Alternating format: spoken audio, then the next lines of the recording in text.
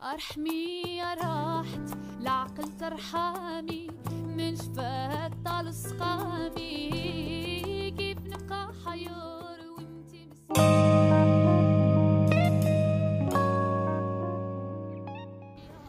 আসসালামু আলাইকুম সবাইকে আমার চ্যানেলে স্বাগতম জানাচ্ছি।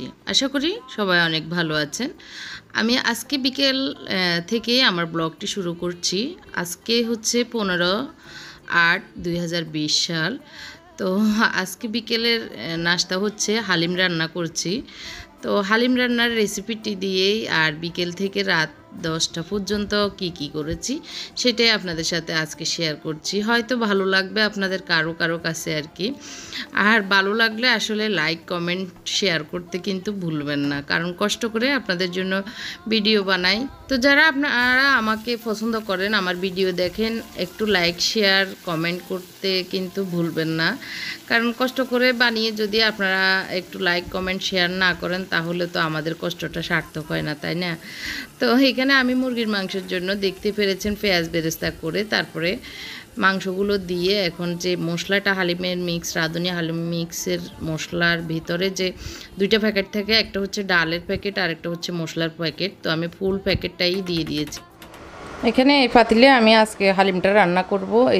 এই জন্য এখানে একটু প্রথমে ঠান্ডা পানি নিয়েছি, নর্মাল আর কি পানি, যাতে এগুলো আবার দলা বেঁধে না যায়। তো একটু আর একটু কমিয়ে ফেলি।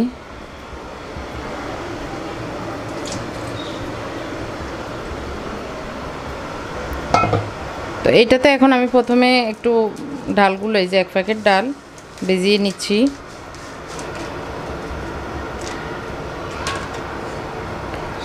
একটু নেড়ে ছেড়ে এগুলোকে জাস্ট যেন দলা বেঁধে না যায় সেরকমই আসলে ভিজিয়ে নেওয়া।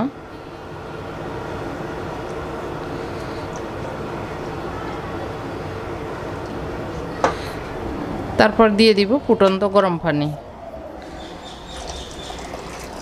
এগুলোকে আমি 15 মিনিটের জন্য এভাবে ঢাকনা দিয়ে রেখে দিব যাতে এগুলো ভালো করে ভিজে।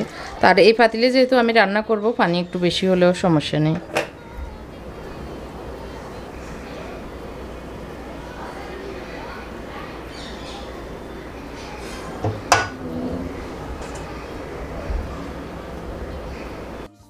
তো এই মুরগির মাংসটা আমি আসলে দুপুরে কষিয়ে রেখেছি, এখন হচ্ছে বিকেলবেলা। তো একটু এই যে দুধের সাথে লেবুর রস দিয়ে এভাবে দুধ দিয়ে দিচ্ছি। টক দই নেই, এই কারণে বাসায় তো টক দই নাই থাকলে এরকম আসলে করে নিই। তো কষানোর পরে আসলে মুরগির মাংসগুলো কষানোর পরে এখন দুধটা দিয়েছি, টক দই যেটা বানানো আর কি। তো এটা ফুটে উঠলে আসলে বেশি আর একদম নরম করব না, জাস্ট কষানোর থেকে একটু বেশি হলেই আমি মুরগির মাংসের চুলাটা বন্ধ করে দিব আর কি। তারপরে আমার 15-20 মিনিট হয়ে গিয়েছে ডালটা, তো সেটা এখন বসিয়ে দিব। তো এটা বসিয়ে আসলে এখন আসরের নামাজের সময় হয়েছে, আজান দিয়ে দিয়েছে। তো আমি এই যে 15-20 মিনিট হয়ে গেছে, আর বেশি হবে হয়তো। তো এখন বসিয়ে দিয়েছি চুলায়। তো আর আসলে এই বৃষ্টির দিনে এখন বিকেলবেলায় হালিম রান্না খেতে খুব মন চাচ্ছে, সেই কারণে। তো এখন নামাজ পড়ে নিব। আর চুলাটা একদম ডিমে আছে, আমি ঢাকনা দিয়ে রেখে দিয়েছি, তেমন সমস্যা হবে না, আস্তে আস্তে এটা গলতে থাকবে। এই যে নামাজের পরে এখন দেখি মোটামুটি গলে এসেছে। তো আমি যে মাংসের সাথে ঝোলগুলো সেগুলো এখানে দিয়ে দিচ্ছি যাতে মশলাগুলি একসাথে হয়ে যায় এখানে। তারপরে আমি একটু লবণ দিয়ে দিব পরিমাণ মতো, ডালের পরিমাণে আর কি। আর কিছুই দিতে হবে না, আমি মুরগির মাংসেও কিন্তু আর কিছুই দিইনি। তারপরে আমরা এখন একটু রং চা খেয়ে নিচ্ছি নামাজের পরে, আসরের নামাজের পরে। বিকেলবেলা রং চাটাই বেশিরভাগ খাওয়া হয়। তো রং চাটা খেয়ে আবার চুলায় চলে যাবে। এরপরে নামাজ পড়ে আসলে এগুলো দেখতে দেখতে চা খেতে খেতে একটু কতক্ষণ আমরা কথা বলতেছি, তারপর ফাঁকে ফাঁকে এগুলো দেখতেছি। এরপরে যাব আমরা ছাদে। তো মোটামুটি ঘন হয়ে গিয়েছে, দেখতে পাচ্ছেন ডালগুলো। এরপরে আমি দিয়ে দিচ্ছি বেশ পরিমাণ পানি। যতক্ষণ এগুলো একদম না গলবে, ডাল চাল যতক্ষণ একদম গলে না যাবে ততক্ষণ পর্যন্ত এগুলোকে আমি রান্না করব। আর যত জোশ ততই ডালের স্বাদ বেশি বাড়ে, তো জোশটা বেশি করেই করতে হবে। তো এখন চলে যাচ্ছি ছাদে আমি আর বাবা। আমার বাবারও হাঁটা দরকার, ডায়াবেটিস রোগী আসলে।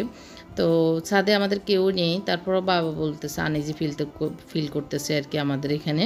তো আমি বললাম আমি যাই। তো মুনতাসিরও আসার কথা, ও একটু পরে আসবে হয়তো।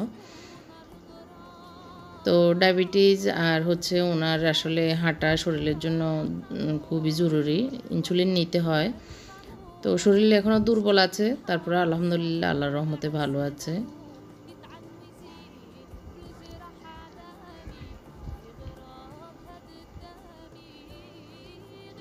তো প্রথমে উঠে আসলে মানে ছাদ থেকে বাইরের ভিউটা একটু দেখে নিচ্ছি এবং আপনাদেরকেও দেখাচ্ছি। আর এটা হচ্ছে পড়ন্ত বিকেলবেলা যেটাকে বলে, একদমই ঠিক ওই রকমই সূর্যটা ডুবতেছে যে দিক দিয়ে, আর আকাশটা অন্যরকম একটা সুন্দর মানে প্রকাশ পাচ্ছে।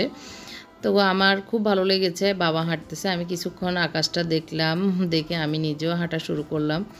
তো আসলে হাঁটতে হাঁটতে যে প্রকৃতিটা দেখছি ভালোই লাগছে। এরপরে আমি আসলে চুলাটা বন্ধ করে এসেছি এখান থেকে গিয়ে, বাকি সময়টা মানে তারপরে এটা করবো আর কি, হালিমটা রান্না করব। আমি ঢাকনা দিয়ে রেখে এসেছি, এগুলো ঢাকনার নিচে কিন্তু গলে যাবে আস্তে আস্তে।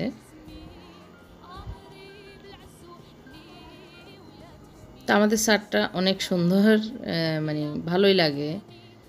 এই যে মাঠে অনেকেই খেলতেছে। তো করোনার আসলে এখন আর কোনো ইয়ে নেই, মানুষের ভিতরে ভয়ভীতি কমে গেছে। এখন আর মাস্কও মানুষ পরতে চায় না, পরে না, আমি একটু যতটুকু খেয়াল করেছি দেখেছি। তো আসলে মানুষ আর বেপরোয়া হয়ে গিয়েছে, কত আর সহ্য করবে এটা আর কি। তো আমরা প্রায় 15-20 মিনিটের মতো হেঁটে তারপরে নামাজের সময় হয়ে গিয়েছে। আসলে চা খেতে খেতে একটু সময় চলে গেছে কথা বলতে বলতে আমার হাজব্যান্ড সহ।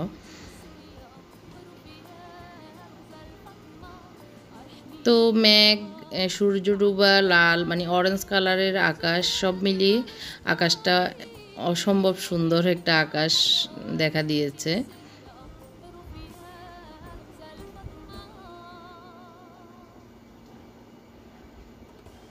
এই যে একদম অরেঞ্জ হয়ে আছে একদম আকাশটা।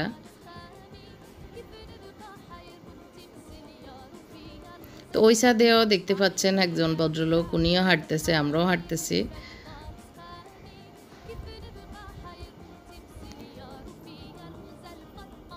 তো আসলে ঘরে বসে বসে একদম জমে গিয়েছি, যাচ্ছি সবাই, আর মাঝে মধ্যে এরকম হাঁটা অনেক বেশি স্বাস্থ্যের জন্য জরুরি। তো এর ভিতরে আমাদের মাথার উপর দিয়ে একদম নিচ দিয়ে একটা প্লেন যাচ্ছে। তো প্রথমে স্মরণে হয়নি, পরে চিন্তা করলাম একটু ক্যামেরা বন্দি করি। তো এই যে অরেঞ্জ কালারের আকাশের ভিতর দিয়ে এই মানে প্লেনটা যাচ্ছে, ভালোই লেগেছে আসলে। ছোটোবেলায় আমরা এরকম প্লেন আসতে দেখলে গ্রামে যখন ছিলাম, তখন আমরা কত চেষ্টা করে এই দূর আকাশে তাকিয়ে থাকতাম প্লেনটার দিকে। এই কথাগুলো মনে পড়ে আসলে।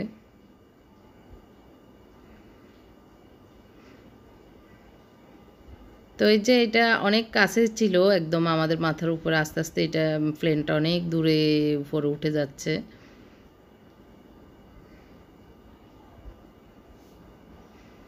তো এখন বাসায় এসে আবার রান্নায় যোগ দিলাম।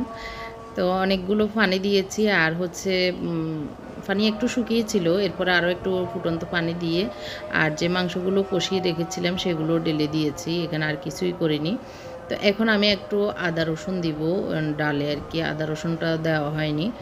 তো আদা রসুনটা দিলে ডালগুলো বেশি ঘন ঘন হবে আর কি। তো এখন মাগরিবের আজান শুনতে পাচ্ছেন, মাগরিবের আজান দিচ্ছে। আমরা এখন এটাকে একটু ঢাকনা দিয়ে একদম ডিমে আছে আমি এটাকে রেখে দিব মানে নামাজ পড়া পর্যন্ত। আর অবশ্যই অনবরত এটা নাড়তে হবে যতক্ষণ রান্না করব। তো আমি 1 টেবিল চামচের মতো করে করে দুইটাই দিচ্ছি, আদা এবং রসুন। আর চিকেন ফ্রাই করব, সেগুলো ফ্রিজ থেকে নামিয়ে রেখেছি আমি, দুপুরে ম্যারিনেট করে ফ্রিজে রেখে দিয়েছি চিকেনগুলো, জাস্ট 5-6 পিস আর কি, এখন বিকেলের জন্য। ছোট ছোট। তো ননস্টিকের পাতিলে দেওয়াতে এমনিতে বেশি একটা লাগবে না, তারপরেও যতক্ষণ চুলায় থাকবে একটু পরপর 2-3 মিনিট পরপরই নাড়তে হবে। তো আমি এগুলো ভাজতে দিয়ে নামাজ পড়ে নিব। নামাজ পড়ে এসে সবাইকে মাগরিবের পরে এগুলো আমাদের পরিবেশন হবে আর কি, সবাইকে দিয়ে দিব খাবারের জন্য। তো আমি আজকে চিকেন ফ্রাইগুলো একটু বেসনের ভিতরেই লাগিয়ে দিচ্ছি। এমনিতে নর্মালি শুকনো গুঁড়িতে বা কর্নফ্লাওয়ারের ভিতরে দিই। আজকে আমি বেসন গোলা ছিল আগেরই, ওই দিন আমি বেগুনি বানিয়েছি, সেটার কিছু থেকে গিয়েছিল, সেগুলো একটু পানি দিয়ে গুলে তো এখন চিকেনগুলো ভেজে নিচ্ছি।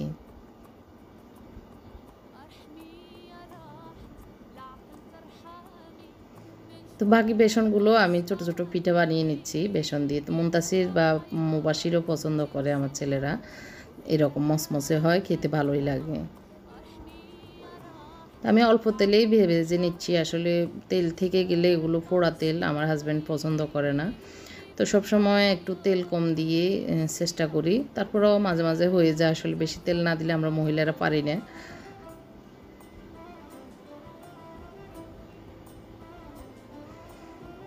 তো আমার হালিমগুলো রান্না হয়েছে, এই যে দেখতে পাচ্ছেন, বেশি ঘনও না আবার বেশি পাতলাও না, খুবই মজা হয়েছে, খুবই টেস্ট হয়েছে এই পদ্ধতিতে রান্না করে। তো বিকেল থেকে আসলে এই হালিম রান্নায় ছিলাম, একটু পরপর এগুলো নিয়ে আসলে নাড়াচাড়া করতে হয়েছে। তো হালিম রান্না করতে একটু সময় নিয়ে করতে হয়, একটু মনোযোগ দিয়ে আর কি, দিয়ে বসে অন্য জায়গায় গিয়ে বসে থাকা যায় না, হালিম রান্নাতে কাছে থাকা লাগে। তো এই যে আমি এখন পরিবেশন করব, আমরা এখন মাগরিবের পরে খাবো। খেয়ে আসলে এরপরে একটু রেস্ট নিব। আমি আমার কিছু অনলাইনের কাজ আছে আমার বিজনেসের, সেগুলো করব। তারপরে এশার নামাজ পড়ব, নামাজ পড়ে আমাদের আজকে পারিবারিক মিটিং আছে, কোরআন হাদিসের মিটিং। তো এটা মানে রমজানের পরে একটু গ্যাপই হচ্ছে, সরি রমজান নাই, কোরবানের পরে। তো আজকে অবশ্যই করতেছে, গত পরশু দিনও করা হয়েছে, তো আজকে আবার হবে। তো একটু সময় নিয়ে আপনারা শুনবেন, আপনাদের বাচ্চাদেরকেও শোনানোর প্রতি মনোযোগী করবেন বা একটু শোনাবেন আমাদের পারিবারিক এই প্রোগ্রামের কথাগুলি, হয়তো ভালো লাগবে। তো হয়তো আমাদের নোয়াখালীর বাসায় এসে যেতে পারে। আজকে আমার আম্মা কথা বলবেন। আমার আম্মা দিনের কথা অনেক বলেন, তো ছোটোবেলা থেকে আম্মার মুখে এইসব কথা শুনতাম। তো আজকে আমার ছেলেদের উদ্দেশ্যে আমার আম্মা কথা বলবেন, তো সেই কথাগুলো আপনারাও শুনবেন, আপনাদের বাচ্চাদেরকেও শোনাবেন। তাহলে হয়তো একটি শব্দ হলেও আপনাদের হয়তো কাজে আসতে পারে, বা আপনারা শুনলে তো সোয়াব হবে, কাজে না আসলেও, কাজে পরিণত না করলেও সোয়াব তো হবে। এক শব্দ শোনাতেও 10 নেকি। তো সেটা আর আমিও এখানে আপনাদের সামনে উপস্থাপন করছি, আমিও সোয়াবের উদ্দেশ্যেই। তো এই তো একটু বিকেলের নাস্তা, আর এদিক দিয়ে আম্মা খেতে খেতে একটু পুঁই শাক এনেছিল, আপনাদের ভাই বাজারে এনেছিল, সেগুলো শাকগুলো পুঁই শাক আম্মা সুন্দর করে কেটে দিয়েছে, ডাটাগুলোকে 2 ভাগ করে। আর হচ্ছে এখানে হচ্ছে তো অনেক হিন্দু ধর্মী বোনেরাও আমার ব্লগ দেখেন, তো আজকের লাস্টের এই কথাগুলি আপনারাও শুনবেন, আমার রিকোয়েস্ট থাকবে, কারণ আমরা মুসলমানেরাও কিন্তু আপনাদের বিভিন্ন পূজা পার্বণের দৃশ্যগুলো দেখি। তো আমাদের কথাগুলো আপনাদের শুনলে আপনাদেরও হয়তো ভালো লেগে যেতে পারে, ভালো লাগতে পারে। কথা শোনাতে তো অপরাধ নেই, তাই না? শুনবেন।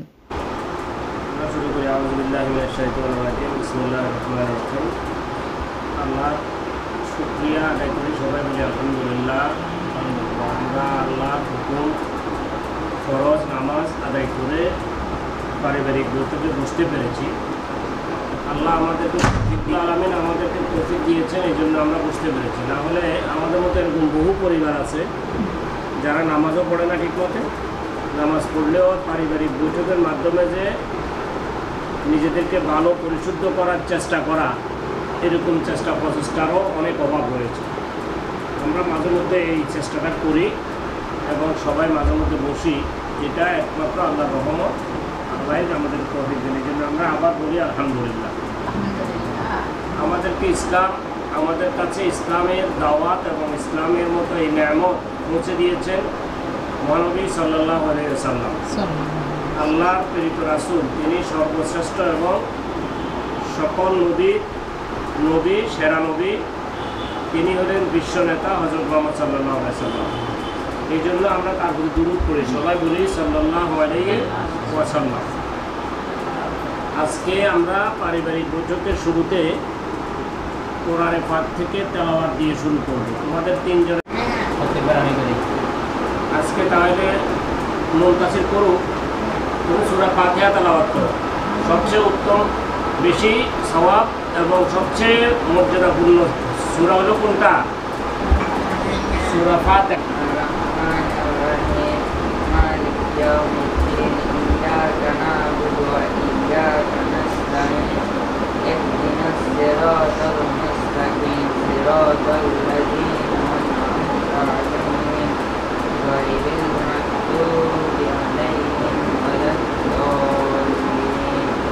আমিন, আলহামদুলিল্লাহ।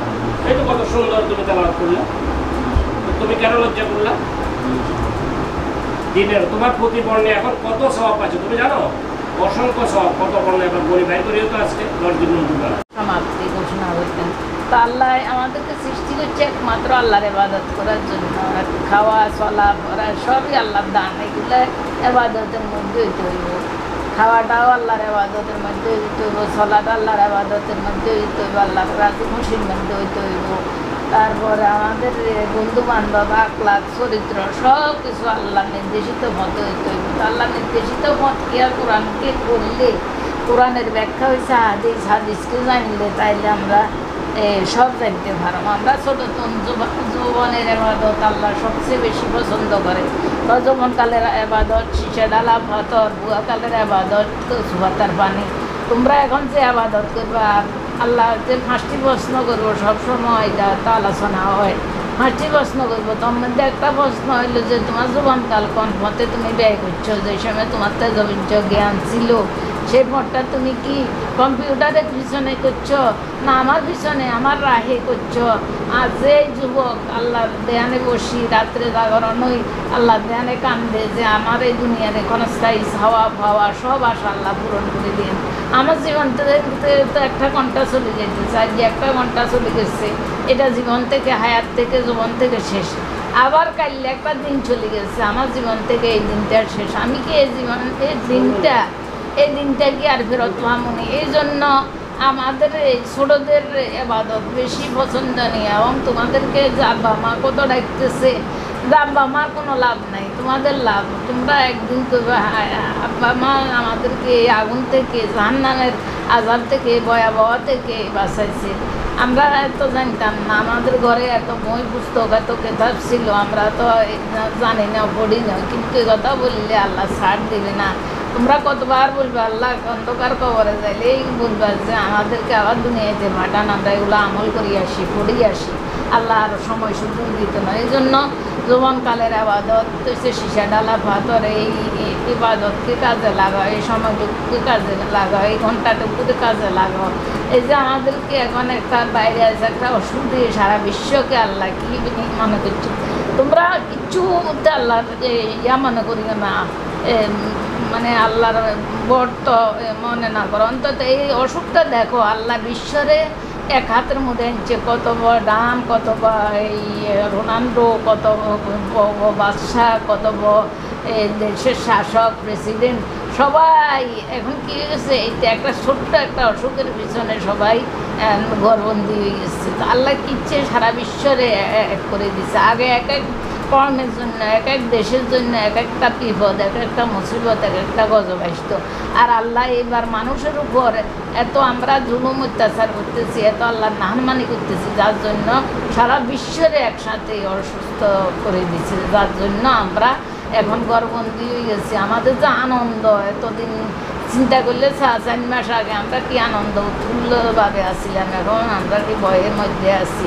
তো আল্লাহ পাক আমাদের এখনও রিজিক রাখছে, রোজগার রাখছে আমাদের। এই জন্য আল্লাহর শুকরিয়া বেশি বেশি করে আদায় করি। আমরা যেন আব্বু আম্মু না বলার আগে তোমরা 3 জনকে উদ্দেশ্য করে কইয়ে না, আমার সন্তানও আছে, তারা উদ্দেশ্য করে কইয়ে যেন বলানো লাগে, দুনিয়ার পিছনে ছোটুম, দুনিয়ার পিছনে টাকা রোজগার করুন, এই হিসেবে থাকি আমার সময় লস হয়ে যায়। কিন্তু আমার এমন এক গুরুত্বপূর্ণ আল্লাহরে ডাকার সময় আমি পাইতেছি না, এই সময় আমার চলে যাব। আমার কিন্তু মরে যাইতে হইব, নাহলে আমার অক্ষম হয়ে যাইতে হইব, তখন আমি আবাদত করবার শক্তি হইতেন না। আমি একটু অসুস্থ হয়ে যাবো, তখন আমি আবাদত করার কোনো সুযোগ পাইতাম না। এই জন্য সবাই সচেতনভাবে থাকবে। তোমরা একটু বাইরে গেলে আমরা কই যাচ্ছি যে আমার এই কোথায় গেল, কি ভয় পাই। আর তোমরা যখন হইবে, তোমরা যখন আমাদের বয়স হইবে, তোমরা আতঙ্কিত হয়ে যাবে তোমাদের অধীনস্থদের জন্য, যে আল্লাহ ওরা কোথায় গেল, কি করলো, এরকম পেরেশানি যাবে। তখন বুঝবে যে আমাদের পেরেশানিটা কত বড়, কত ভয়ঙ্কর ছিল। তো এই আমি ছোট্ট বন্ধুর আলোচনা এখানে শেষ করছি। তোমরা কেউ কিছু বলে কো যে আল্লাহ খালি আমাদেরকে সৃষ্টি করছে, আল্লাহর ইবাদত করতে, ওমা খালাকুল সুন্দরভাবে তোমার নানু উনি একেবারে সার সংক্ষেপ নিয়ে আসছে কেন আল্লাহ পাঠালেন, আল্লাহর বন্দেগী। তুমি যে বলছো এক কথা এক শব্দে, এই শব্দের মধ্যে কিন্তু অনেক এটার ব্যাখ্যা করছে নানু এতক্ষণ, আর বেশি কিছু কথা ওইটারে ব্যাখ্যা। এই জন্যই কোরআন শরীফ বলা হয় যে এটাকে বলা হয় কম কথা অর্থ ব্যাপক। কোরআন শরীফের একটা আয়াত আল্লাহ বলছেন যে সারা দুনিয়ার যত পানি আছে সকল পানিকে যদি কালি বানাইয়া দেওয়া হয়, আর যদি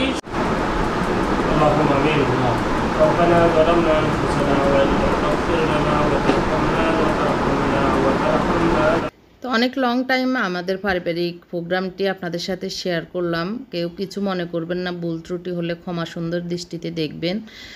সবাই আসলে আমল করার তৌফিক দান করুক, আমরাও চেষ্টা করি। আল্লাহ পাক আমাদের আমলগুলিও কবুল করুন, এই আল্লাহর কাছে দোয়া। তো আমাদের জন্য দোয়া করবেন, আমিও আপনাদের সবার জন্য দোয়া করি। আল্লাহ পাক আমাদের সবাইকে আমানে আসানে সহি সালামতে সুখে শান্তিতে রাখার তৌফিক দান করুক। আমিন সুম্মা আমিন, আল্লাহুম্মা আমিন। আসসালামু আলাইকুম রহমতুল্লাহি ওয়া বারাকাতুহু।